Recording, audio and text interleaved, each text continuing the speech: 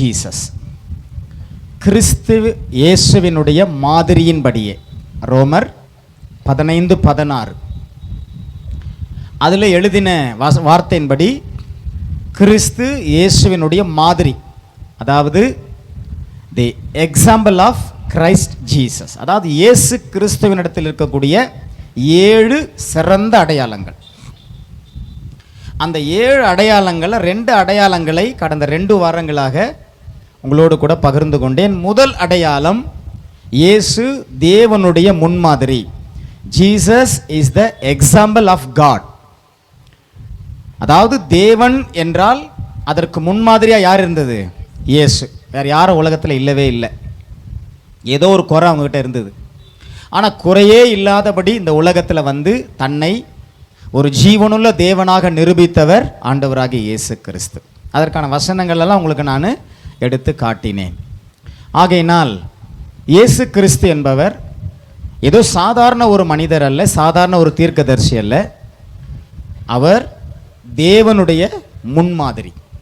தேவன் எப்படி இருப்பார் என்ற மனுஷர்களுக்கு அந்த அறிவு இருக்க வேண்டும் என்றால் அவர்கள் இயேசுவை பார்க்க வேண்டும். 2வது, இயேசு அன்பில் முன்மாதிரி. Jesus is the example of love. இயேசு எப்படிப்பட்ட அன்பு உடையவராய் இருந்தார் என்று சொல்லி கடந்த வாரம் நாம் தியானித்தோம். 3வது, இன்றைக்கு நாம் பார்க்க போகிற மிக முக்கியமான ஒரு அடையாளம், இயேசு பரிசுத்தத்தின் முன்மாதிரி. Jesus is the example of holiness. இயேசு பரிசுத்தத்தின், பரிசுத்தம் என்றால் இயேசு. எல்லாம் சொல்லுங்க. பரிசுத்தம் என்றால் இயேசு, இயேசு என்றால் பரிசுத்தம். இந்த பரிசுத்தம் எவ்வளோ பெரிய பரிசுத்தமாக இருந்தாலும் அது இயேசு கிறிஸ்துவுக்கு முன்பாக என்ன செய்யணும்? தன்னை ஒப்பு கொடுக்கும். ஏனென்றால் அவரை போல பரிசுத்தமானவர் ஒருவரும் இல்லை. ஆகையினால் இன்றைக்கு நாம் பார்க்க போகிற காரியம், ஒருவேளை நேரம் இருந்தால் இன்னொரு குறிப்பையும் நான் உங்களுக்கு சொல்லுகிறேன். Jesus is the example of holiness. இயேசு பரிசுத்தமானவர். யோவான் எழுதின சுவிசேஷம் 8ஆம் அதிகாரம் 46ஆம் வசனம். புதிய ஏற்பாட்டிலே யோவான் எழுதின சுவிசேஷம் 8ஆம் அதிகாரம் 46ஆம் வசனத்தை எல்லாரும் கவனியுங்கள். என்னிடத்தில் பாவம் உண்டென்று உங்களில் யார் என்னை குற்றப்படுத்த கூடும். நான் சத்தியத்தை சொல்லி இருக்க நீங்கள் ஏன் என்னை விசுவாசிக்கிறதில்லை? இயேசு கேட்ட ஒரு கேள்வி. என்ன கேட்டாரு? என்னிடத்தில் பாவம் உண்டென்று உங்களில் யார் என்னை குற்றப்படுத்த கூடும்? இப்படி உலகத்தில் யாராவது கேட்டிருக்கிறாங்களா? நீங்கள் உங்களுக்கு தெரிஞ்சா என்ன சொல்லுங்கள். யாராவது கேட்டிருக்கிறாங்களா? நீங்கள் உங்களுக்கு தெரிஞ்சால் சொல்லுங்கள். யாராவது கேட்டிருக்கிறாங்களா? நீங்கள்லாம் ரொம்ப படித்தவங்க, நல்ல புத்திசாலிகள், நல்ல அறிவாளிகள், உண்மை தானே? உங்கள் ஸ்டேட்டஸ்லாம் பார்க்கும்போது அடேங்கப்பா என்ன ப்ரில்லியண்ட்டாக ஸ்டேட்டஸ் போடுறாங்க, அப்படியெல்லாம் பார்க்க ரொம்ப ஆச்சரியமாக இருக்குது. ஆனால் யாராவது இப்படி இந்த உலகத்தில் எத்தனையோ ஞானிகள் வந்தாங்க, எத்தனையோ பெரிய தங்களை மேன்மை பாராட்டின உலகத்தில் இருந்தாங்க.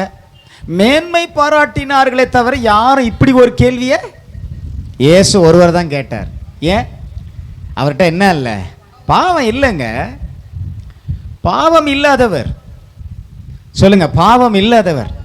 அப்போ இயேசுவை என் ஆண்டவர் சொல்றதுல எனக்கு என்ன வெக்கம்? சொல்லுங்க, எனக்கு என்ன வெக்கம்? எனக்கு சந்தோஷம். வெக்கப்படுறவங்க தான் வெக்கப்படணும், நான் ஏன் வெக்கப்படணும்? இயேசு சொல்றாரு, எல்லாரையும் பார்த்து கேட்குறாரு, உங்கள் மத்தியில் தான்ப்பா இருக்கிறேன், நான் உங்கள் வீடுகளுக்கு வந்திருக்கிறேன், உங்களை பார்த்துருக்கிறேன், பேசியிருக்கிறேன், நான் செய்கிற ஊழியம் தெரியும், நான் என்ன பண்ணுறேன்னு தெரியும். உங்களில் யார் என்னை குற்றப்படுத்தக்கூடும் சொல்கிறாரா இல்லையா? உங்களில் யார் என்னை, கேள்வி கேட்குறாரு பாருங்க. யாராவது வந்து இயேசுவே நீங்கள் இந்த தப்பை செஞ்சீங்க, இந்த பாவம் பண்ணீங்கன்னு யாராவது சொல்ல முடிஞ்சுதா? ஒருவராலும் பதில் சொல்ல முடியலை. அப்போ அவர் யாரு? பரிசுத்தர். சொல்லுங்க, பரிசுத்தர். அப்படிதானே? அவர் அந்த அளவுக்கு இந்த உலகத்தில் பரிசுத்தமாய் தன்னை காத்து கொண்டார். மாம்சத்தில் தான் இருந்தார். இயேசுக்கு தூக்கம் வந்துச்சா? வந்தது. ஏன்னா மாம்சம். இயேசுக்கு பசி வந்ததா? வந்தது. ஏன்னா மாம்சம். ஆனால் இச்சை இல்லை. அவர்கிட்ட என்ன இல்லை? ஆனால் இச்சை மனுஷர்கிட்ட இருக்கு. அதனால தான் நமக்கு வேதம் சொல்லுகிறது இச்சை அடக்கம் வேணும். ஆனால் ஆண்டவருக்கு இச்சை இல்லை. எந்த பொருள் மேலேயோ எந்த ஆள் மேலேயோ எந்த ஒரு காரியத்தின் மேலே என்ன இல்லை? நல்லா கேளுங்க. நீங்கள் உலகத்துக்கு சொல்லணும். நீங்கள் ஒன்றுமில்லாததை எவ்வளோ மேன்மை பாராட்டுறாங்க, நம்ம எவ்வளோ மேன்மை பாராட்டணும் இல்லை? ஆனால் நம்ம என்ன பண்ணுறோம்? அமைதியாக இருக்கிறோம். எனக்கு எதுங்க இயேசுவை பற்றி சொல்லி வம்பு வர்றதுக்கு? அப்படி நினச்சிங்கன்னா ரொம்ப தப்பு. பரவாயில்லைங்க, எனக்கு கழுத்தை பிடிச்சி வெளியே தள்ளனா கூட பரவாயில்ல, நாங்கள் இயேசுவை பேசுவேங்க, இயேசுவை சொல்லுவேங்க அப்படின்னு சொன்னீங்கன்னா நீங்கள் பாக்கியவான்கள். பரவாயில்ல, எனக்கு சோறே போலன்னா கூட பரவாயில்ல. ஐயோ, நான் இயேசுவை சொன்னால் என் சொத்து போயிருமே, சுகம் போயிருமே. போகட்டும், கவலைப்படாதீங்க. ஒரு மனுஷன் உலகம் முழுவதும் ஆதாயப்படுத்தி கொண்டாலும் தன் ஜீவனை நஷ்டப்படுத்தினால் அவனுக்கு லாபம் என்ன? எல்லாம் இருக்குதுங்க. ஆனால் ஜீவனுடைய அதிகாரம் அவர்கிட்ட இருக்க இல்லைங்களா? அதனால கவலைப்படாதீங்க. ஆனால் இயேசு பரிசுத்தர்னு நீங்கள் உலகத்துக்கு சொல்லணும். அப்படிதான் இந்த உலகத்தில் இருந்தார். ஆகையினால இயேசு பரிசுத்தத்தின் ஒரு முன்மாதிரி, பரிசுத்தமான ஆண்டவர், பியூர் ஹோலினஸ். ஒரு முறை பார்த்தேன் பாருங்க, ஒரு சின்ன கூட்டம் ஒரு காரை சூழ்ந்திருந்தாங்க. நானும் அந்த காரில் எட்டி பார்த்தா ஒரு வயதானவர், ரொம்ப பயங்கர கலர். அவர் அவ்வளோ ஒரு வயதானவர், நல்ல தாடி வச்சுக்கிட்டு ஒரு பெரிய அங்கியை போட்டு காரில் உட்காந்துருந்தார். அப்போ அவங்க சுற்றி இருந்தவங்கெல்லாம் கேட்டேன், ஒருத்தரை கேட்டேன், அது யாருங்கன்னு கேட்டேன். அவங்க என்ன சொன்னாங்க? திஸ் இஸ் ஹோலினஸ், ஒரு பரிசுத்தவான். நான் சொல்கிறேன், இல்லை, கிடையாது. ஏதோ நம்மளா பார்த்து அவங்களுக்கு கொடுக்குற ஒரு பட்டம். ஆனால் இயேசு என்ன கேட்டார்? என்கிட்ட பாவம் இருக்குன்னு யாராவது சொல்ல முடியுமா? ஏன்னா அவருடைய சரீரத்தில் பாவம் இல்லை, பாவம் ஆளுகை செய்யவில்லை, அதனால பரிசுத்தராக இருந்தார். ஆமென் சொல்லுங்க. மனுஷ சரீரத்தில் பாவம் ஆளுகை செய்து, அதனால தான் அவன் பரிசுத்தமாக இல்லை. ஆனால் இயேசு பரிசுத்தர். பிசாசு கூட அறிக்கையிட்டது, நீர் பரிசுத்தர். அறிக்கைட்டுச்சா? பைபிள் வாசித்திருக்கிறீங்களா? ஆனால் பிசாசை இயேசு என்ன பண்ணார்? அதட்டினார். நீ எனக்கு பட்டம் கொடுக்காத பரிசுத்தர்னு. ஏன்னா அவர் பரிசுத்தராக தான் பிறந்தார், அவர் பரிசுத்தராக இந்த உலகத்தில் நடந்தார். அதை குறித்து அப்போஸ்தலர் ஒரு சாட்சியை கேட்போம். 3ஆம் அதிகாரம் 14-15. அப்போஸ்தலர் 3ஆம் அதிகாரம் 14-15 வாசிப்போம். பரிசுத்தமும் நீதியும் உள்ளவரை நீங்கள் மறுதலித்து கொலைபாதகனை உங்களுக்காக விடுதலை பண்ண வேண்டும் என்று கேட்டு ஜீவாதிபதியை கொலை செய்தீர்கள். என்ன செய்தார்களாம்? கொலை செய்தீர்கள். யாரை கொலை செய்தார்கள்? பரிசுத்தரை, நீதி உள்ளவரை. பார்த்தீங்களா?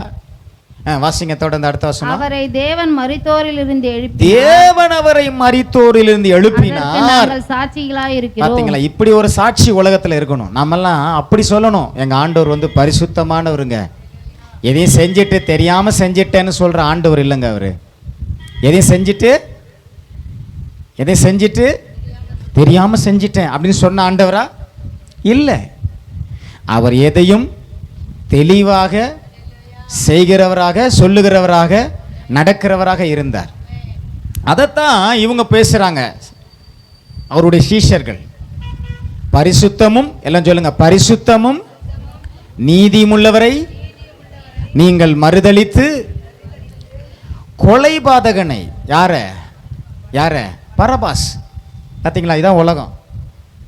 நல்லவனை போட்டு மிதிக்கும், துன்மார்க்கனை தூக்கி தலையில் வச்சுட்டு கொண்டாடும். நல்லவன் என்ன பண்ணோம்? காலில் போட்டு மிதிக்கும். நீங்கள் என்ன நல்லது பண்ணி பாருங்க, உங்களை பாராட்டவே மாட்டாங்க. ஆனால் நீ அதே இந்த இடும்பு செய்கிறவனையும் துன்மார்க்கனையும் பற்றி புகழுவாங்க பாருங்க. அதுக்கு பாட்டை வேறு எழுதுறாங்க. இப்போல்லாம் பாட்டு எழுதுறாங்க, எல்லாம் பாட்டு எழுதி பாடுறாங்க. அதெல்லாம் கேட்கும்போது என்ன பண்ண முடியும்? உலகத்தினுடைய வேதனை அவ்வளோதான். ஆனால் நல்லவன் என்ன பண்ணுறது? மதிக்கிறது கூட கிடையாது, இல்லை? அவனை பற்றி யோசிக்கிறது கூட கிடையாது. ஒரு நல்லவனுக்கு யாராவது ஒரு நல்லது யோசிக்கிறாங்களா? இல்லை. ஆனால் துன்மார்க்கனை பாருங்கள், எவ்வளோ ஒன்றா பேசுவாங்க. ஆனால் இயேசு பாருங்க, பரிசுத்தம் நிறைந்தவராய் நீதி உள்ளவராய் இந்த உலகத்துல இருந்தார். ஆனா அவரே என்ன பண்றாங்க? உலகத்துல குற்றம் சாட்டினாங்க. குற்றம் சாட்ட வகை தேடினார்கள். வசனம் இருக்குது. நிறைய சாட்சிகளை கொண்டு வந்து நிறுத்தினார்கள். தேவதூஷணம் சொன்னார் என்று சொன்னார்கள். அதெல்லாம் இல்லைங்க. இயேசு பாவம் செய்தாரா? பரிசுத்த குலைச்சலாய் வாழ்ந்தாரா? இல்லை, கிடையவே கிடையாது. இந்த உலகத்தில் வாழ்ந்த நாளெல்லாம் தூய்மையானவராய் வாழ்ந்தார். சொல்லுங்க. பரிசுத்தன்னு ஒன்று உலகத்தில் ஏதாவது மேன்மை பாராட்டுச்சுன்னா இயேசுக்கு முன்னாடி தோற்று போகும். ஆமென் சொல்லுங்க. ஆகையினால் இவர்களை போல நாம சாட்சி சொல்லணும். எப்படி சொல்லணும்? என் இயேசு, சொல்லுங்க, என் இயேசு பரிசுத்தமானவருங்க, நீதி உள்ளவருங்க. ஆனால் அவரை விட்டுட்டு, அவரை சிலுவையில் ஏற்றிட்டு, அவரை சிலுவையில் கொலை செய்துட்டு, எல்லா அக்கிரமத்தையும் பண்ணாம பாருங்க பரபாசு, அவனை விடுதலை பண்ணணும்னு கேட்ட உலகம் இது. இன்னுமா இந்த உலகம் அப்படியே தான் இருக்குது. இன்னும் உலகம் மாறலை. அதனால் உலகத்தில் ஜாக்கிரதையா இருங்க. ஓடி வந்து ஏசப்பா பக்கத்தில் நின்றுக்குங்க. ஆண்டவரே, உங்கள் பரிசுத்த நிழல் என் மேலே விழட்டும். உங்கள் பரிசுத்தத்தின் வல்லமை என்னை ஆட்கொள்ளட்டும். ஆமென். பரபாசு மாதிரி கொள்ளக்காரன் விடுதலை பண்ணுன்ற ஆவி நம்மளுக்குள்ள வரக்கூடாது. இயேசுவை போல பரிசுத்தர் ஆராதிக்கணும், அண்டிக் கொள்ளணும், அவரை சார்ந்து கொள்ளணும். ஆமென். இன்னொரு வசனத்தை கூட உங்களுக்கு சொல்கிறேன். 2 கொரிந்தியர் 5ஆம் அதிகாரம் 21ஆம் வசனம். 2 கொரிந்தியர் 5:21 வாசித்து பாருங்க. நாம் அவருக்குள் தேவனுடைய நீதியாகும்படிக்கும் பாவம் அறியாத அவரை நமக்காக பாவமாக்கி. எவ்வளவு அழகா வசனம் சொல்லுது பாத்தீங்களா? என்னங்க அவர் யாருங்க? வசனத்தை வாசிக்கும் பொழுதே எவ்வளவு சந்தோஷமா இருக்கு பாருங்க. பாவம் அறியாத அவர். எல்லாம் சொல்லுங்க.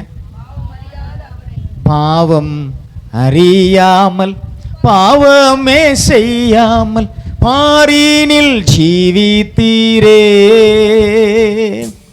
பாவம் அறியாமல், பாவமே செய்யாமல் பாரினில் ஜீவித்தீரே. பரிசுத்தரும்மை போல் ஜீவிக்கவே வெல்லமதை தாருமையா. உந்தன் வெல்லமதை தாருமையா. வெல்லமதை தாருமையா. உந்தன் வெல்லமதை தாருமையா.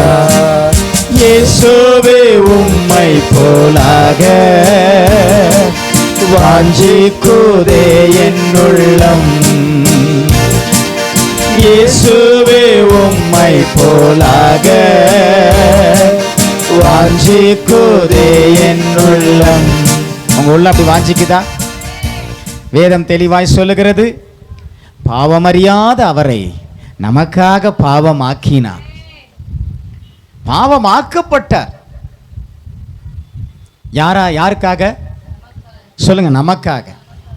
நாம் அவருக்குள் தேவனுடைய நீதியாகும்படிக்கு பாவமறியாத அவரை. ஏன் நமக்காக இயேசு பாவமானார்? ஏன்னா நாமெல்லாம் பாவத்தில் பிறந்தோம். என் தாய் என்னை பாவத்திலே கர்ப்பந்தரித்தாள். எப்போ ஆதாம ஏவாளும் பாவம் செஞ்சாங்களோ அப்பவே பாவம் உலகத்தில் பிரவேசித்து முழு மனு குலத்தையும் ஆட்கொண்டது.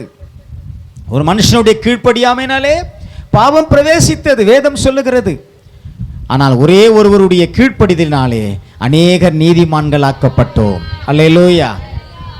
பாவம் அவரை தொட விடலை, தொட முடியல. ஏன்? பரிசுத்தத்தின் அத்தாட்சியாய் வாழ்ந்தார். அவர் தான் அத்தாட்சி, பரிசுத்தத்தின் சாட்சி. யாரு? இயேசு.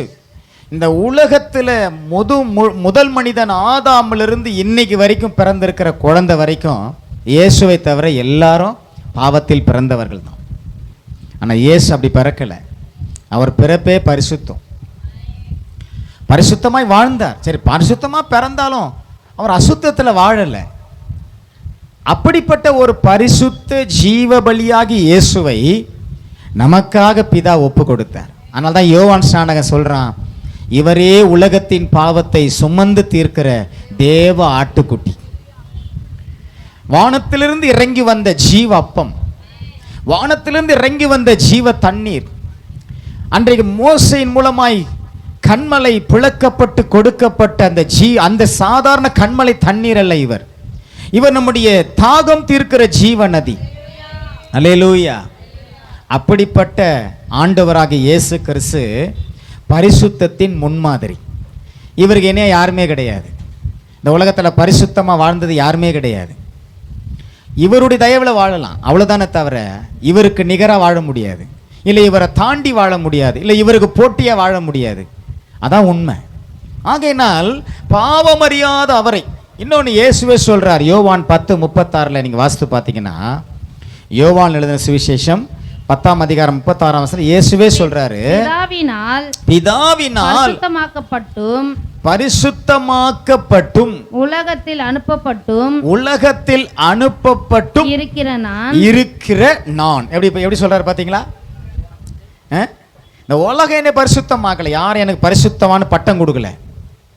புனிதர் பட்டம் கொடுக்குறாங்க பாத்தீங்களா? இல்லைங்க சிஸ்டர், புனிதர் பட்டம் கொடுப்பாங்க. அந்த பட்டமெல்லாம் நமக்கு தேவையே கிடையாது. அதை வச்சுட்டு என்ன பண்ண போகிறோம்? பரலோகமாக போக முடியும்?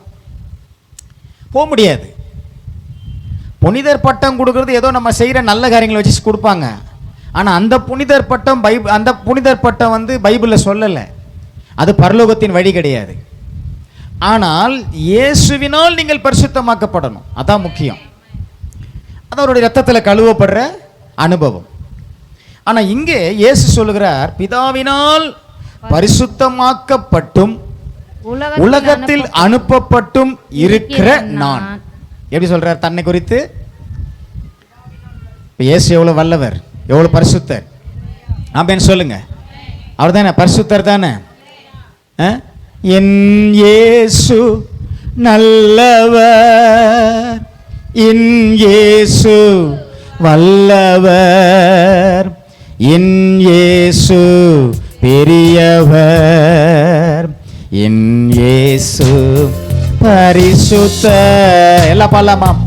என் இயேசு. நல்ல கரங்களை தட்டி பாடுவோம். நல்லவர், என் இயேசு வல்லவர், என் இயேசு பெரியவர். நல்ல கரங்களை தட்டுவோம். இயேசு பரிசுத்த. இன்னொரு முறை. என் இயேசு நல்லவர். எல்லாம் உற்சாகமாய். என் இயேசு வல்லவர், என் இயேசு பெரியவர், என் இயேசு பரிசுத்தர். அல்லேலூயா. என் இயேசு யாருங்க? அவர் பிதாவினால் பரிசுத்தமாக்கப்பட்டவராய் உலகத்திலே அனுப்பப்பட்டவர். அந்த பரிசுத்தெல்லாம் வேற லெவல். அதனால்தான் நாம் என்ன செய்கிறோம்? அந்த பரிசுத்தத்துக்குள்ள வந்து நம்மளை பரிசுத்தமாக்கிக்கிறோம். ஆனால் நம்ம பிறக்கும் பொழுது பரிசுத்தமாக பிறக்கலை. ஆனால் அவரோ பரிசுத்தமானவராய் உலகத்தில் வந்தார். அதே யோவான் 17:19 பாருங்க, அவர் இன்னொரு வார்த்தையும் சொல்றார். அவர்களும் சத்தியத்தினாலே பரிசுத்தமாக்கப்பட்டவர்கள் ஆகும்படி அவர்களுக்காக நான் என்னைத்தானே பரிசுத்தமாக்குகிறேன். இல்லைங்களா? இதெல்லாம் வீட்டில் வாசிப்பீங்களா? பைபிளில் இதெல்லாம் எடுத்து வாசிக்கணும். அப்போ தான் இயேசு எவ்வளோ பெரிய பரிசுத்தம்னு உங்களுக்கு தெரியும். இல்லைன்னா நீங்கள் உலகத்தில் கேட்குற கேள்விக்கு தெரியலங்க, பரிசுத்தராக இருக்கலாம், அப்படிதானே? நல்ல ஆணித்தரமாக சொல்லணும், ஆதாரமாக சொல்லணும்.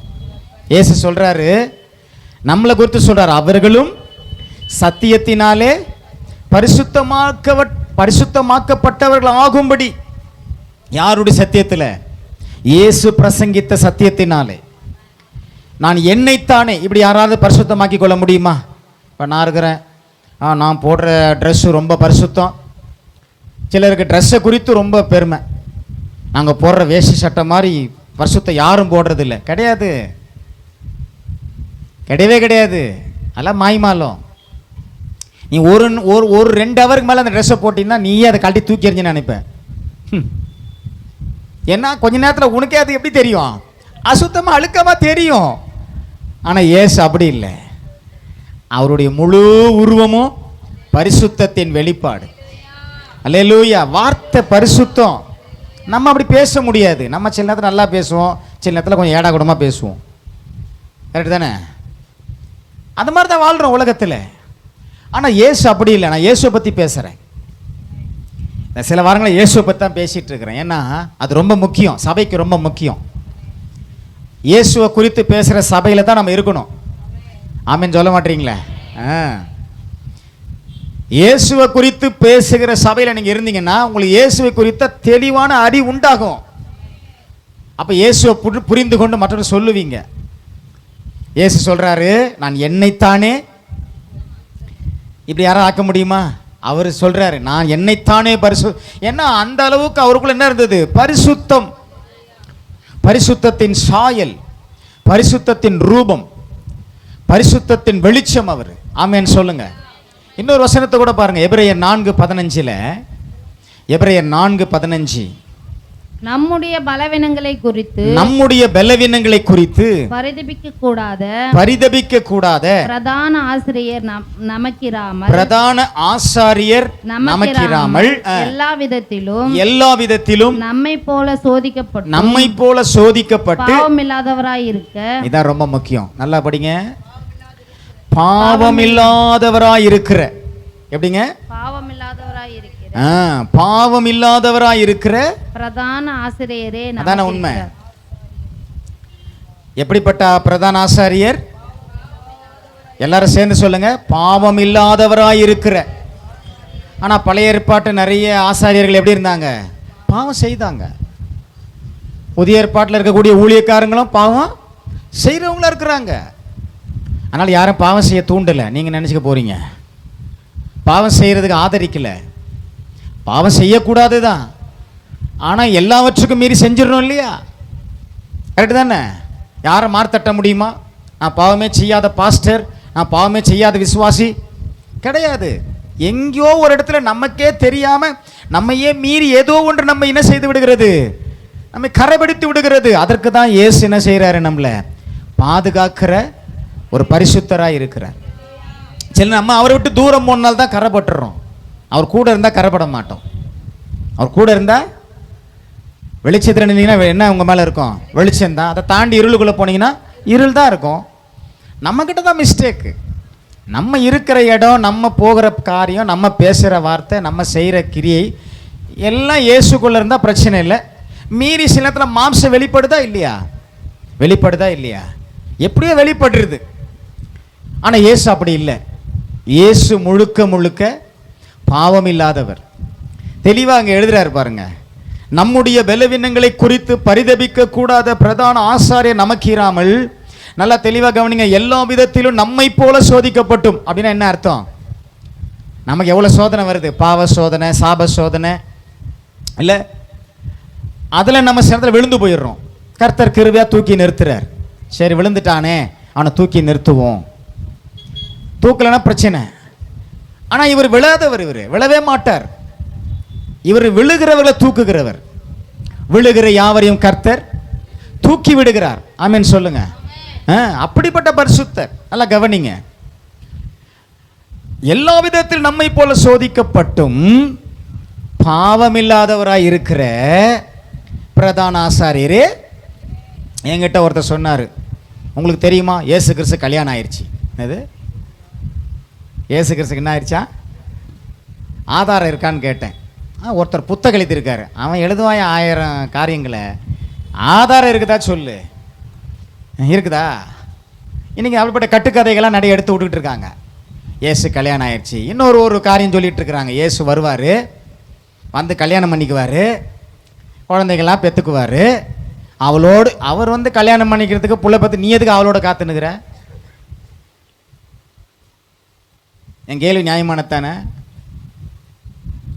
அவர் வர்றதே இந்த காரியத்துக்குன்னா நீ எதுக்குப்பா அவளா காத்துனுக்கிற? அதுக்கப்புறம் அவர் சாவார், அவருக்கு ஒரு கல்லறை ரெடியாக இருக்குது. உலகத்தில் இருக்குது. நீங்கள் தெரிஞ்சுக்கிறீங்களோ இல்லையோ தெரில. அவருக்கு ஒரு கல்லறை வெட்டி வச்சுருக்கிறாங்க. அதுக்கு ஒரு ஊரே வச்சுருக்கிறாங்க. வருவார் இயேசு. நம்ம இயேசு அப்படி வர மாட்டார். ஆமென் சொல்லுங்க. எப்படி இந்த உலகத்தில் பரிசுத்தமாய் வாழ்ந்தாரோ, பரிசுத்தமாய் ஜீவித்தாரோ, பரிசுத்தமாய் மரித்தாரோ, பரிசுத்தமாய் எழுந்தாரோ, பரிசுத்தமாய் போனாரோ, அப்படியே பரிசுத்தமாய் திரும்ப வருவார். அல்லேலூயா. கிழக்கு மின்னல் கிழக்கு தோன்றி மேற்கு வரை வெளிப்படுகிறது போல, தோன்றி மறைகிறது போல மனுஷகுமாரனுடைய வருகையும் அப்படி இருக்கும். எங்கேயோ வந்து திடீர்னு ஒரு ஊரில் வந்து இதான் தான் இயேசு வந்துட்டார்ப்பா, இதோ அவருக்கு ஒரு கல்யாணம் பொண்ணை பார்க்குறோம் அப்படின்ற கதையெல்லாம் விடக்கூடாதீங்க. அந்த மாதிரி இச்சை அவருக்குள்ளே இல்லை. அது மனுஷர்களுக்குள்ள நடைமுறை, மனுஷர்களுக்கு வச்சிருக்கிற வாழ்க்கை முறை. ஆண்டவர் அவர் கிடையாது. அவர் எல்லாரும் எப்படி கூப்பிட்டாரு? பிள்ளைகளே, மகனே, மகளேன்னு கூப்பிட்டார். இயேசு உலகத்தில் இருக்கும் பொழுது அப்படிதானே கூப்பிட்டாரு. அப்போ நம்ம ஆசாரியர் எப்படி? நம்ம சர்ச்சி பிரதான பாஸ்டர் யார்? நம்ம சர்ச்சோட சீஃப் பாஸ்டர் யார்? ஜீசஸ். ஆமேன்னு சொல்லுங்க. நமக்கு ஒரு சீஃப் பாஸ்டர் இருக்காருங்க, அவருடைய உடன் ஊழியக்காரர் தான் நாங்கள்லாம். நாங்கள் யாருங்க சீஃப் பாஸ்டர்லாம் கிடையாது. புரியுதுங்களா? ஆமாம், நிறைய பேர் போட்டுக்குவாங்க தலைமை போதகர்னு போட்டுக்குவாங்க. ஆனால் நான் சொல்கிறேன், நம்ம தலைமை போதகர் யார்? இயேசுவே. இந்த சபைக்கு எப்போது தலைமை போதகர் யார்? ஆமாம், அவர் தான் நம்முடைய பிரதான ஆசாரியர், அவர் தான் நம்மளுடைய போதகர். ஆமாம், நாமெல்லாம் மனுஷர்கள், நாமெல்லாம் உடன் வேலையாட்கள், அவ்வளோதான். பவுல் எழுதுறாரு, நாங்கள் கிறிஸ்துவுக்கு உடன் வேலையாட்களாக இருக்கிறோம். ஆமாம், யாரைங்க மேன்மை பாராட்டக்கூடாது. பெரிய தலைமை போதகர், இஸ் ஃபவுண்டர், பிரசிடென்ட், சும்மா ஏதோ உலகத்துக்கு ஒரு அடையாளத்துக்கு போட்டுக்கலாம். அதுக்கெல்லாம் ஒரு கேலண்டரை போட்டுறது. ஒரு கேலண்டரை பார்த்தா எனக்கு அதில் பயமாக இருக்கும். அடே எங்கப்பா, என்ன இவ்வளோ பெரிய பொறுப்பில் இருக்கிறாரு. The denomination founder, the denomination leader, the denomination president, moderator, பெரிய பிஷப், ரெவரண்ட் இருக்கட்டும். எல்லாம் குப்பை, எல்லாம் என்னது? ஒன்றுமே கிடையாது. பரலோகத்துக்கு போனால் பரிசுத்தம் இல்லாமல் நீ போவே முடியாது. இயேசு உன்னை பரிசுத்தமாக்கலனா நீ பரலோகத்துக்கு போவே முடியாது. ரெவரண்ட் பட்டத்தை வச்சுட்டு போவே முடியாது. என்னை கூட பிஷப் பட்டம் கொடுக்குறேன்னு என் ஃப்ரெண்டு கூப்பிட்டாரு.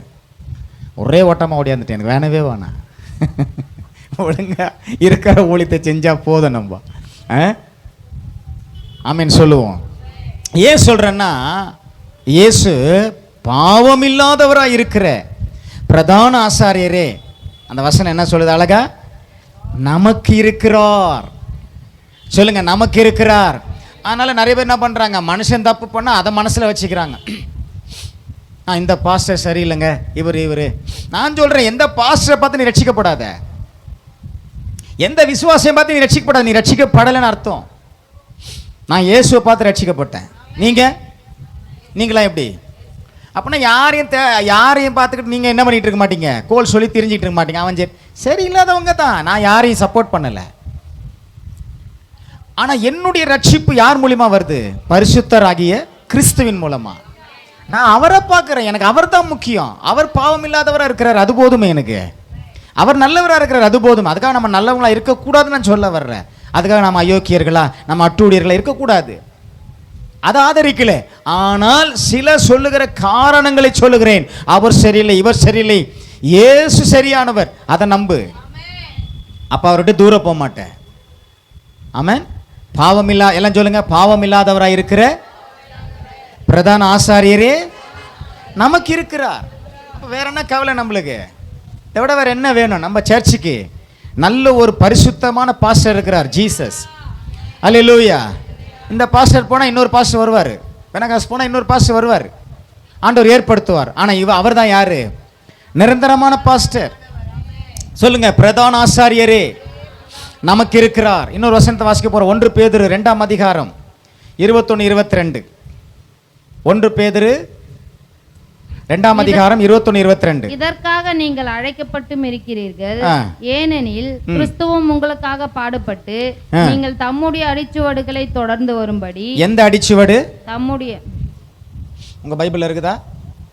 இருந்தால் இப்போ பேனா இருந்தால் அண்டர்லைன் பண்ணி வச்சுக்க. நிறைய பேர் இந்த அடிச்சுவடில் ஃபாலோ பண்ணுறது இல்லை. நீங்கள் யார் அடிச்சுவடை ஃபாலோ பண்ணுறீங்க? டான்ஸ் ஆடுற ஒரு அடிச்சுவடு, குதிக்கிற ஒரு அடிச்சுவடு, அப்புறம் சொல்லுங்கள், யார் யார் அடிச்சுவடையே ஃபாலோ பண்ணுறீங்க. ஆனால் அப்படி ஃபாலோ பண்ணக்கூடாது. ஒன்லி ஒன், இயேசுவின் அடிச்சுவடு.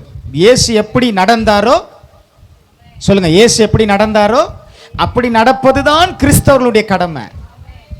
பேதுரு எப்படி நடந்திருக்கலாம், அவர் மறுதலிச்சார், நீங்களும் மறுதலிக்க போறீங்களா? பவுல் சபையை துன்பப்படுத்தினார், நீங்களும் துன்பப்படுத்த போறீங்களா? இல்லை. அப்ப இவங்கெல்லாம் எப்படியோ தப்பி பிழைச்சி வந்துட்டாங்க, சொல்லிட்டாங்க கிருபையினால் பிழைத்தோம். பவுல் சொல்றாரு, பாவியில் பிரதான பாவி நான் சபைகளை துன்பப்படுத்தினவன். ஆனா அவர் இதே பவுல் சொல்றார், நியாயப்பிரமாணத்திற்கு குற்றம் சாட்டப்படாதவன். ஆனால் சொல்றார், பாவியில் பிரதான பாவி நான், சபையை துன்பப்படுத்தினதினாலே. அப்ப வேதம் சொல்லுகிறது, நீங்கள் யாருடைய அடிச்சுவடுகளை ஃபாலோ பண்ணணும்? தம்முடைய அடிச்சுவடுகளை. சபை யாருடைய அடிச்சுவடுல போகணும்? அதை விட்டாச்சு. நம்ம யார் யார் அடிச்சுவடியோ ஃபாலோ பண்ணிட்டு இருக்கிறோம். புரியுதுங்களா? மரியாள், யோசேப்பு, பேதுரு ஒருத்தரையும் விடுறதில்லை, எல்லாரும் அவங்க அடிச்சுவடில் போறோம். கிடையாது. வேதம் தெளிவாய் சொல்லுகிறது, நீங்கள் எல்லாம் சொல்லுங்க, நீங்கள் தம்முடைய அடிச்சுவடுகளை தொடர்ந்து வரும்படி உங்களுக்கு மாதிரியை பின்வைத்து போனார். பார்த்தீங்களா? இயேசு எப்படி உங்களுக்கு மாதிரி வச்சிருக்கிறார் பாருங்க. நீங்க எல்லாம் என்ன ஃபாலோ பண்ணுங்க. நீங்க எல்லாம் யாருடைய ஃபேன்ஸா இருக்கணும்? சொல்லுங்க, யாருடைய ஃபேன்ஸா இருக்கணும்? Jesus fans. நான் ஒரே ஒருவருக்கு தான் ரசிகன், இயேசுக்கு மட்டும்தான். அல்லேலூயா. நான் ஒரே ஒருவர் தான் ரசிப்பேன், அவர் அழகை தான் ரசிப்பேன், அவருடைய அன்பை தான் நான் ரசிப்பேன். எனக்கு அதான் ரொம்ப பிடிக்குது. என்ன போல இன்னொரு மனுஷன் இருக்கலாம், பாராட்டுறேன், அழகா இருக்கட்டும், அறிவா இருக்கட்டும், தப்பு இல்லை. ஆனால் அவர்களை ரசிக்கும் அளவுக்கு அவர்கள் பெரிய ஒன்றும் உயர்ந்தவர்கள் அல்ல, எல்லா மனுஷர்கள் தான். இயேசு ஒருவர் தான் உயர்ந்தவர். அதனால தான் அவர் என்ன சொல்றார், என்னுடைய அடிச்சுவடுகளை. உண்மையான கிறிஸ்தவங்க யார் அடிச்சுவடை ஃபாலோ பண்ணோம்? அப்போ நீங்கள் யாரையும் தேவையில்லாமல் ஃபாலோ பண்ணி நீங்கள் கெட்டு போக மாட்டீங்க. இயேசுவை ஃபாலோ பண்ணிங்கன்னா நீங்கள் ஒழுங்காக நல்ல இந்த உலகத்தில் அவரை ஃபாலோ பண்ணி வாழ்வீங்க. யார் என்ன பார்த்தாலும் சரி, மனுஷன் தான் இப்படி தான் இருப்பான்னு போயிட்டே இருப்பீங்க. கரெக்டாக நான் சொல்கிறது? எத்தனை பேர் புரியுது? நீங்கள் யாரையும் பார்த்து நீங்கள் தடுமாற மாட்டீங்க. ஐயோ இவரே எப்படி பண்ணிட்டாரா, அவரே எப்படி பண்ணிட்டாரா. எத்தனை வல்லமையான ஊழியக்காரர்கள்லாம் தடுமாறி விழுந்திருக்காங்க தெரியுமா? அமெரிக்க தேசத்தில் பிரபலமான ஒரு தீர்க்கதரிசி வில்லியம் மரியன் பிரன்ஹாம், அவருடைய கூட்டங்களில் பார்த்தீங்கன்னா எத்தனை பேர் வந்தாலும் அத்தனை பேர் சுகமாவாங்க. வில்லியம் மரியன் பிரன்ஹாம், நீங்கள் வேணால் போட்டு பாருங்கள், நெட்டில் வரும் பாருங்க. ஆனால் கடைசியில் அவர் சொல்லிட்டார், நான் தான் கிறிஸ்துன்ட்டார். அடிச்சுவடு மாறுது இல்லை, அதோடு விழுந்தவர் தான் கொடிய விபத்தில் மரித்து போனார். எலும்புகள் கூட நொறுங்கி போச்சு, அது ஒன்றுமே அவருடைய சரீரமே உருவழிஞ்சு போச்சு. ஆனால் அவரை இன்னும் ஃபாலோ பண்ணுற ஒரு கூட்டம் இருக்காங்க உலகம் முழுவதும். மரியன் வில்லியம் பிரன்ஹாம் சொல்லிட்டு அவர் பேரில் சர்ச் வச்சுருக்காங்க. தெரியுமா உங்களுக்கு? இருக்கு. வேலூர் தான் தலைமையிடம் அவங்களுக்கு. அமெரிக்கா தான் ஹெட்டு. ஒரு காலத்தில் தேவன் வல்லமையாக பயன்படுத்தினாருங்க, வரங்களை கொடுத்தாருங்க. தீர்க்கதரிசி அவர். ஒரு மனுஷனுடைய லைஃப் அப்படியே சொல்லிடுவார். தேவன் எல்லாம் கொடுப்பாரு, ஆனால் ஒரு நாளும் தேவனாக முடியாது. ஆமென். நீங்கள் நிறைய பேர் அப்படி தான் சொல்லிட்டு இருக்கிறது, நானே கடவுள், நானே இப்படி, நான் தான் எல்லாம். அதெல்லாம் பார்த்து நீங்கள் உடனே நம்மளும் சொல்ல நல்லா இருக்குமோன்னு நினச்சிடக்கூடாது. நம்மளை எடுத்து விடுவோம் ரெண்டு கதையை. வேணாம், எனக்கு ஒரே ஒருவர் என் ரோல் மாடல், ஜீசஸ். என் ஃபாலோ, நான் யாரை ஃபாலோ பண்ணுறேன்? இன்றைக்கி நீங்கள் இது எடுத்து பாருங்கள், இன்ஸ்டாகிராமு இல்லைன்னா இந்த சோஷியல் மீடியாவில் பெருமைப்பட்டுக்கிறாங்க. அன்றைக்கி ஒரு சகோதரியை பார்த்தேன், கிறிஸ்தவ சகோதரி, அந்த பாட்டெலாம் பாடியிருக்காங்க. எங்களுக்கு 1 லட்சம் ஃபாலோவர்ஸ் கிடைத்து விட்டதால். எத்தனை லட்சம்? அதில் ஒரு பெருமை, சந்தோஷம். ஜீசஸை ஃபாலோ பண்ணுங்கன்னு சொல்ல வேண்டிய நீ என்ன 1 லட்சம் பேர் ஃபாலோ பண்ணுறாங்கன்னு சொல்கிறிய, வெக்கமா இல்லையா உனக்கு? சரி, அது ஏதோ ஒரு நடைமுறை, அதை என்ன பெருமை பாராட்டுறதுன்றேன். இயேசுவை, அவருடைய அடிச்சுவடுகளை தொடர்ந்து போங்க. சந்தோஷமாக உலகத்தில் இருப்பீங்க, நித்தியத்தையும் சுதந்திரிப்பீங்க. இந்த பாஸ்டர்னு ஒருத்தர் இருந்தார், இதெல்லாம் சொன்னார், அதை கேட்டோன்னுமாவது ஒரு நாள் எனக்காக ஆண்டவரை துதிப்பீங்க, கர்த்தரை ஸ்தோத்திரம் பண்ணுவீங்க. நீங்கள் நிறைய பேர் அப்படி சொல்கிறது இல்லை. கர்த்தரை பாருங்கன்னு சொல்கிற, எங்களை பாருங்க முதல்ல, நான் ரொம்ப ஏழையாக இருக்கிறேன், என்ன கொஞ்சம் பாருங்கள், என்ன கொஞ்சம் பணக்காரன் ஆக்குங்க, நான் ரொம்ப கஷ்டப்படுறேன். அதெல்லாம் சபையில் சொல்லுவது. சபையில் சொல்லுவதில் என்ன தெரியுமா? இயேசுவின் மாதிரியை ஃபாலோ பண்ணி போங்க. அடிச்சுவடுகள் மேலே இயேசுவினுடைய கால் வைத்த இடத்துல உங்கள் காலை வைங்க. அவருடைய பாதத்தின் அடிச்சுவடுகளை கவனிங்க. வேதத்தில் அவைகளை உடனே செய்யுங்க, ஃபாலோ பண்ணுங்க. அல்லேலூயா. அப்படிப்பட்ட நீங்கள் என்ன செய்யணும்? இயேசுவை என்ன செய்யணும்? ஃபாலோ பண்ணணும். அடுத்த வசனம் வாசிங்க. அவர் பாவம் செய்யவில்லை. பார்த்தீங்களா? என்னதுங்க? அவர் சொல்லுங்க, பக்கத்தில் பார்த்து சொல்லுங்க. அவர் பாவம் செய்யவில்லை. பக்கத்தில் பார்த்து சொல்லணும். இங்கே சகோதரலாம் சொல்லிக்கணும். அவர் பாவம் செய்யவில்லை. நம்ம இயேசு பாவம் செய்யவில்லை. அப்புறம் அவருடைய வாயிலே வஞ்சனை காணப்படவும் இல்லை. ஒரு ஆமென் சொல்லுங்களேன். ஏசப்பாக சொல்லுங்கங்க. அவர் வாயில் என்ன இல்லை? நம்ம வாயில் என்ன இருக்குது? எல்லாம் இருக்குது. நம்ம வாயில் ஒரு நாள் நல்லது இருக்கும், ஒரு நாள் கெட்டது இருக்கும். ஆனால் அவர் வாய் அப்படி இல்லை. அவருடைய வாய் என்னது? பரிசுத்தமான வார்த்தைகள். இந்த பரிசுத்த ஆண்டவரை நமக்கு தந்த பிதாவை கரங்களை வைத்து கத்திர ஸ்தோத்திரம் பண்ணலாமா? ஸ்தோத்திரம் ஸ்தோத்திரம் ஸ்தோத்திரம் ஸ்தோத்திரம் ஸ்தோத்திரம் ஸ்தோத்திரம். ஹல்லேலூயா. சரி, ரெண்டாவது ஒரு 10 நிமிஷம் இருக்கு, சொல்லிடுறேன். இயேசு தாழ்மையின் முன்மாதிரி. என்னதுங்க? Jesus is the example of humanity. ரொம்ப தாழ்மை. தப்பா சொல்லிட்டேனா? ஹம்யூனிட்டியா? இல்லை, அது சில இங்கிலீஷில் சில வித்தியாசம் வரும். இயேசு தாழ்மையின் முன்மாதிரி. தாழ்மையாக இருக்கிறவர்னா யாரு? அவர் தாழ்மையாக இருக்கணும்னு அவசியமே கிடையாது. அவர் தாழ்மையாக இருக்கணும்னு கிடையவே கிடையாது. இயேசு ஒரு வசனத்தை சொல்கிறார், வாசிக்கலாம். மத்தேயு 11:29-30. மத்தேயு 11:29-30. நான் சாந்தமும் மனத்தாழ்மையுமாய் இருக்கிறேன். யார் சொல்றது? எப்படி இருக்கிறாராம்? சாந்தமுள்ளவராய், அப்புறம் மனத்தாழ்மையுமாய் இருக்கிறேன். என் நுகத்தை உங்கள் மேல் ஏற்றுக்கொண்டு என்னிடத்தில் கற்றுக்கொள்ளுங்கள். அப்பொழுது உங்கள் ஆத்துமாக்களுக்கு இளைப்பாறுதல் கிடைக்கும். தாழ்மை எங்க கத்துக்கணும்? இயேசுவினிடத்தில் கத்துக்கணும். எல்லாம் சொல்லுங்க, தாழ்மையை என் ஆண்டவர் இயேசுவினிடத்தில் நான் கற்றுக்கொள்ள வேண்டும். ஏன்னா அவர் உயர்ந்தவர், அவ்வளோ உயர்ந்தவர். ஆனால் இந்த உலகத்தில் எப்படி வந்தார்? ரொம்ப தாழ்மை. அதுக்கு உதாரணம் 2 காரியம் சொல்கிறேன். இயேசு யோவான் எழுதின சுவிசேஷம் 13ஆம் அதிகாரம், யோவான் 13:3-5 வரை வாசிங்க. யோவான் 13:3-5 வரை.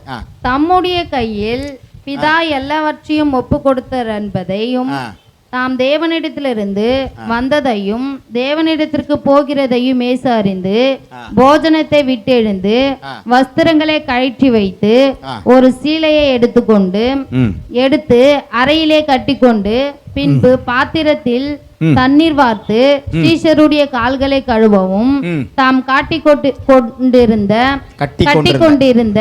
சீலையினால் துடைக்கவும் தொடங்கினார். என்ன செய்தாருங்க? இதுல ஒரு ஆரம்பம் நல்லா இருக்கு பாருங்க. தம்முடைய கையில் பிதா எல்லாவற்றையும் ஒப்பு கொடுத்தார் என்பதையும் தாம் தேவனிடத்திலிருந்து வந்ததையும் தேவனிடத்திற்கு போகிறதையும் இயேசு அறிந்து. சும்மா செய்யல ஆண்டவர் எதையும், ஒரு காரணத்தோடு தான் செஞ்சிருக்கிறார். போஜனத்தை விட்டு எழுந்து வஸ்திரங்களை கலற்றி வைத்து ஒரு சீலையை எடுத்து அறையிலே கட்டிக்கொண்டு பின்பு பாத்திரத்தில் தண்ணீர் வார்த்து சீஷருடைய கால்களை கழுவத் தொடங்கினார். இதே ஒரு வரம் இருக்கிற மனுஷன் என்ன செய்கிறாங்க? பெரிய ஆள் மாதிரி தங்களை காட்டிக்கிட்டு ஒரு சிம்மாசனத்தில், சில வீடியோலாம் நான் பார்க்குறேன், அவருக்கு ஒரே பாதத்தில் மலரை போட்டு அவர் பாதத்தில் அவர் காலை கழுவுனாரோ இல்லையோ அந்த காலில் ஒரே பூக்களை போட்டு அதில் ஒரே தண்ணியை ஊற்றி, அதுக்கு என்ன பேர்? பாத பூஜை. அதை செய்து சிலருக்கு பெரியவங்களுக்கு செய்கிறாங்கன்னு வச்சுக்கோங்க, சரி, அது கூட ஒரு நியாயமான முறையில் ஒத்துக்கலாம். ஆனால் சாமியார்கள் என்கிற பேரில் இருக்கிற சில ஆட்கள், அவர் என்னமோ ஸ்பெஷலாக அவர் வேறு எங்கேயோ இருந்து வந்துட்டா மாதிரி ஒரு சிங்காசனம் உட்காந்துக்கிட்டு அவர் என்ன பண்ணுறாரு? என் காலை கழுவு, என்ன உனக்கு புண்ணியம் கிடைக்கும் அப்படின்னு சொல்லி மக்களை ஏமாற்றிட்டு இருக்கிறது. ஆனால் இயேசு என்ன பண்ணார்? 12 பேரை கூட வச்சிருக்கிறாரு. ஒருத்தனையாவது என் காலை கழுவுனாரா?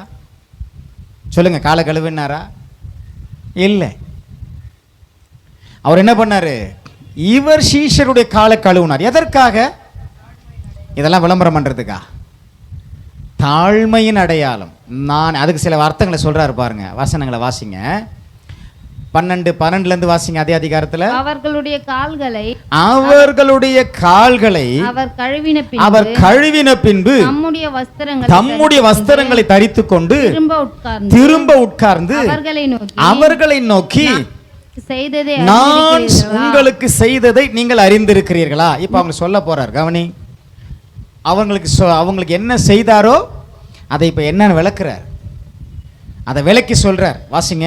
நீங்கள் என்னை போதகர் என்றும் ஆண்டவர் என்றும் சொல்லுகிறீர்கள். நீங்கள் சொல்லுகிறது சரியே. நான் அவர்தான். சொல்லிட்டு ஆண்டவரும் போதகருமாகிய நானே. என்னதுங்க?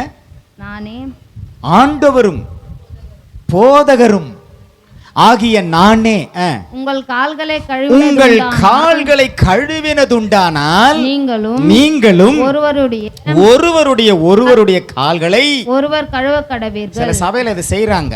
ஆனா எப்படி செய்யறாங்க தெரியுமா? தெரிஞ்சவங்க காலை வரைக்கும் கழுவுறது.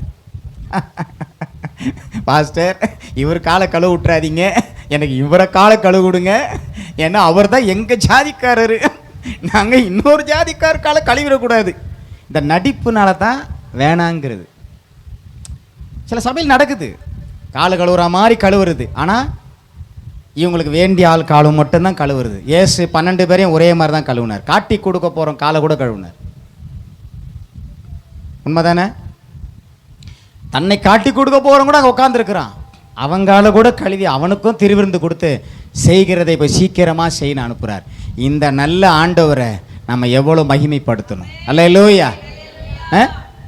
11 பேரை விட்டு அவனை கட் பண்ணலை. வந்து அவனை என் பந்தியில் தான் உட்கார்ந்துருக்கிறான். அப்போ இயேசு சொல்கிறாரு, நீங்கள் ஒருவருடைய கால்களை ஒருவர் உண்மையாக கழுவுறதா இருந்தால் கழுவுங்க, ஒன்றும் தப்பு கிடையாது. போலித்தனமாக செய்யாதீங்க. என்னமோ தெரிஞ்சவங்க காலை மட்டும் காலை பார்த்து கழுவக்கூடாது. நல்லா இருக்குதா, வெள்ளையாக இருக்குதா, இவர் கால் கருப்பாக இருக்குதா. உண்மையை கழுவுனா உண்மையை செய்யுங்க, இல்லைன்னா கம்முன்னு விடுங்க. மனத்தாழ்மையை தரித்து கொள்ளுங்க. இல்லை என்ன இருக்குது? கரெக்டாக நான் சொல்கிறது. என்ன கூட ஒரு சொன்னார் ஆலோசனை, நீங்கள் கூட உங்கள் சபையில் செய்யுங்களேன்னாரு. நாங்கள் மனத்தாழ்மையாக இருந்தாவே போதும், நாங்கள் அதுவே காலை கழுவுறதுக்கு சமம். ஆமேன்னு சொல்லுங்கள். அப்புறம் நான் யார் காலைனா கழுவி, குறிப்பாக இவர் காலத்தான் பாச கழுவுறாருன்னு என்னை பற்றி படம் போட்டு காட்டிடுவாங்க. அப்புறம் நான் இதுக்காக எல்லாரும் காலம் கழுவுறதுக்கு 2 வருஷம் 3 வருஷம் ஆகும். அதுக்குள்ளேயே என்னை பற்றி 4 பேர் பொருளையை கழுப்பி விட்ருவாங்க. குறிப்பாக இவர் இங்கே சிலர் ஆளே இப்படி தான், அவங்களுக்கு தான் முதல்ல ஜெபமே பண்ணுவார். அவங்க தான் முதல்ல ஓடி வராங்க. நான் என்ன பண்ணுறது? முதல்ல ஓடி வரவங்களே பின்னாடி இல்லைன்னு சொல்ல முடியுமா? ஐயாவுக்கு ஜெபம் பண்ணுங்க, நான் கிளம்பணுன்னு வரும். அவங்க அர்ஜென்ட்டு போகிறாங்க, ஒரு ஜெபம் பண்ணி அனுப்புகிறேன். நானும் பார்த்துக்கிட்டே இருக்கிறேன். அவங்களுக்கு தான் முதல் ஜெபம் பண்ணுவார். அப்படி நினச்சா அது மடத்தனம். என் பிரச்சனை இல்லைப்பா, நான் ஒன்றும் செய்ய போகிறது இல்லை. புரிஞ்சுதான் நான் சொல்கிறது? என்கிட்ட முதல்ல வந்தால் ஒரு ஜெபம் பண்ணி அவங்கள அனுப்புகிறேன். அவங்க ஏதோ ஒரு அவசர காரியமாக போகிறவங்களா இருக்கலாம். சில ரொம்ப காத்திருந்து ஜபிக்கிறவங்க கூட இருக்கிறாங்க. அவங்களும் சொல்ல மாட்டேன்றிய. கரெக்டாக நான் சொல்கிறது. அதனால் தாழ்மை மனசில் இருந்தால் போதுங்க. இயேசு அதைத்தான் மனத்தாழ்மையை வெளிப்படுத்தி காட்டுறதுக்கு ஒரு அடையாளத்தை வச்சார். கழுவுனா உண்மையாக கழுவுங்க. யாருக்காலோ அது கருப்போ சிவப்போ, வயசில் பெரியவங்களோ சின்னவங்களோ, அவங்க எளியவங்களோ ஏழையோ யாரோ எந்த இனத்தாட்ட, அதை பற்றி கவலைப்படாது. நீ கழுவுன்னு நினைச்சா உண்மையோடு உண்மையான உள்ளத்தோட கழுவணும், இயேசுவை போல. அல்லேலூயா. அதைத்தான் அடுத்த 5 சொல்றாரு, நான் உங்களுக்கு செய்தது போல நீங்களும் செய்யும்படி மாதிரி. அதான் முக்கியம். இந்த பிரசங்கத்தினுடைய ஆரம்பம் என்னது? இந்த எக்ஸாம்பிள், மாதிரி. எல்லாம் மாதிரி தான்.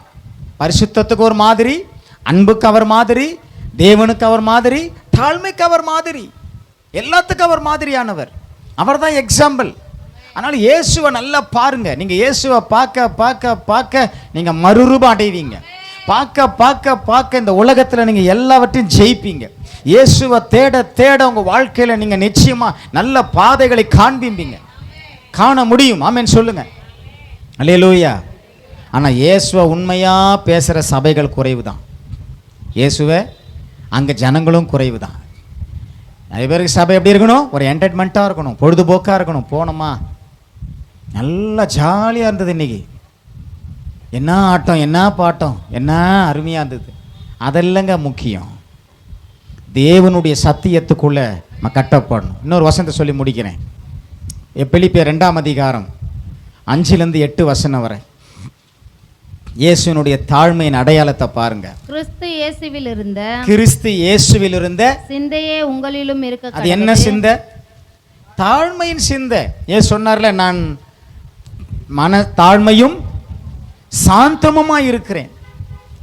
இயேசு சொன்னபடியே இங்க வேதமும் சொல்லுகிறது. என்ன சொல்லுகிறது?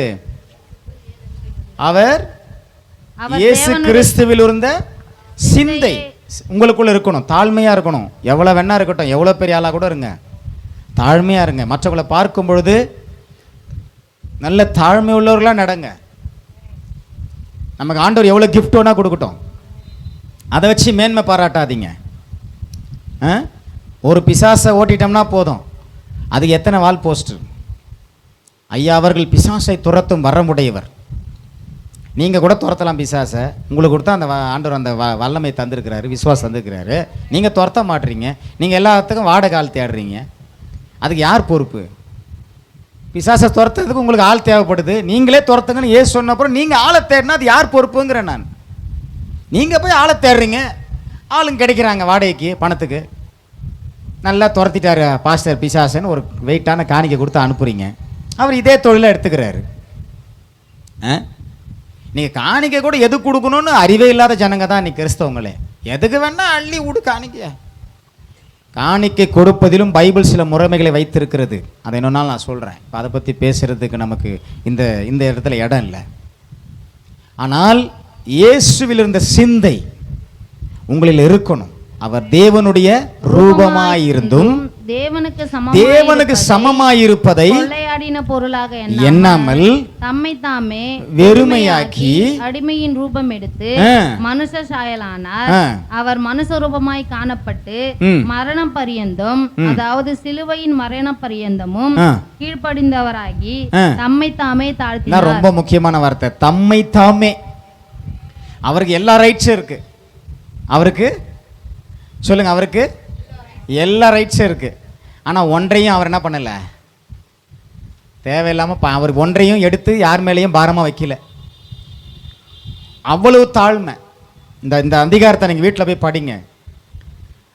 அவர் தம்மைத்தாமே வெறுமையாக்கி அடிமையின் ரூபம் எடுத்து ஒரு மனுஷன் சாயல்ல வாழ்ந்தார். தேவன் தம்மைத்தாமே வெறுமையாக்கினார். ஒரு அடிமை போல இருந்தார். அவர் மனுஷ ரூபமாய் காணப்பட்டார். சிலுவையில் அவர் மரண பரியந்தம் கீழ்ப்படிந்தார். தம்மைத்தாமே தாழ்த்தினார். ஆமென். அதனால தான் இயேசு வேதம் சொல்லுகிறது, பிதா அவரை எல்லாவற்றுக்கும் மேலாக உயர்த்தி வானோர் பூதலத்தோர் பூமியின் கீழானுடைய முழங்கால் யாவும் முடங்கும்படிக்கும் பிதாவாகிய தேவனுக்கு மகிமையாக இயேசு கிறிஸ்து கர்த்தர் என்றும் நாவுகள் யாவும் அறிக்கை பண்ணும்படிக்கும் எல்லா நாமத்துக்கும் மேலான நாமத்தை அவருக்கு தந்தருளினார். நீங்க தாழ்மையா இருந்தா உயர்வு உங்களை தேடி வரும். தாழ்மையா இருங்க. பரவாயில்ல, நம்மளை பத்தி யாராவது ஏதாவது தப்பா சொன்னா கூட அதை பத்தி ஒரு பெரிய இஷ்யூஸா எடுத்துக்கூடாது. புரியாதவங்க ஏதோ சொல்லுவாங்க தான், அதை நம்ம ரொம்ப பெரிய இஷ்யூவாக எடுத்துக்கிட்டு பெரிய பிரச்சனையாக்கிக்கின்னு, நான் எவ்வளோ பெரிய ஆள் தெரியுமா, என்கிட்ட ஒரு அடி சொல்ல, என் பேக்ரவுண்டு தெரியுமா, என் பேக்ரவுண்டு தெரியும். பின்னாடி பார்த்தா ஒன்றுமே கிடையாது அவருக்கு. உங்களுக்கு புரிஞ்சிருக்கேன்னு நினைக்கிறேன். அது சும்மா, அது உலக ஃபிலிம் அதெல்லாம். பைபிள் அப்படி இல்லை. Bible real. வேதம் சொல்கிறது அத்தனையும் உண்மையானது, சத்தியம். 2 காரியம் இன்னைக்கு சொன்னேன். என்னென்னது? இயேசு கிறிஸ்து பரிசுத்தத்தின் முன்மாதிரி, பரிசுத்தமாய் வாழ்ந்தார். இயேசு கிறிஸ்து தாழ்மை முன்மாதிரி. யாருமே செய்யாத ஒரு காரியத்தை செய்தார். சீஷருடைய காலை கழுவி போதித்தார். அதன்படி நீங்களும் என்ன பண்ணுங்க? தாழ்மையா இருங்க. அவ்வளோ பெரிய ஆண்டவர் உயர்ந்தவராய் இருந்தோம், சிறந்தவராய் இருந்தோம். 10,000 பேர்களில் சிறந்தவராய் இருக்கிற அவரை இன்னைக்கு உலகம் முழுவதும் கோடிக்கணக்கான பேர் அவரை துதிக்கிற அந்த ஜனங்களை அவர் இன்னைக்கு அவரை துதிக்கிறாங்கன்னா, அன்றைக்கு இந்த உலகத்தில் அவர் தாழ்மையாய் வாழ்ந்த வாழ்க்கையின் சரித்திரம் தாங்க. இன்னைக்கு இயேசுவை புகழ்றாங்க, யாராவது அவரை குறை சொல்றாங்களா? இயேசுவை அந்நிய ஜனங்கள் கூட அவரை புகழ்றாங்க. காரணம், அவர் இந்த உலகத்தில் வாழ்ந்த வாழ்க்கையின் அடையாளம். தாழ்மையாய் வாழ்ந்தார், எங்கேயும் பெருமை பாராட்டலை, எங்கேயும் எதையும் மேன்மை பாராட்டலை, யார் தலைமையில தூக்கி காலை வைக்கவே இல்லை. அவர் போய் இவர் குனிந்து இவர் உட்காந்து பாத்திரத்தில் எடுத்து இவனுடைய காலை, அந்த காலெல்லாம் கழுவுறாரு. அன்றைக்கி ஒரு வீடியோ பார்க்குறேன், ஒரு சாமியார் தலை மேலே காலை வச்சு ஒரு அமுக்கு அமுக்குறாரு. அது பேர் என்னதான்? ஆசீர்வாதமா? இவர் பாருங்க பேது சொல்கிறேன், ஐயோ நீங்கள் என்னை கழுவக்கூடாது, கழுவுனா தான் உனக்கு என்கிட்ட பங்கு, என்ன சொல்கிற? அப்படின்னா என்னை குளிப்பாட்டுங்க, நான் குளிக்கலாம், நான் காலை மட்டும் கழுவு போதும். அல்லேலூயா. அந்த ஒரு கோரஸை பாடலாம், நாம் இயேசு நல்லவர். எல்லாம் சேர்ந்து பாடலாம், கொஞ்சம் எழுந்து நின்று பாடும். நம் இயேசு நல்லவர், நம் இயேசு வல்லவர், நம் இயேசு நம் இயேசு பரிசுத்த. இன்னொரு முறை, நம் இயேசு நல்லவர், நம் இயேசு வல்லவர், நம் இயேசு பெரியவர், நம் இயேசு பரிசுத்த.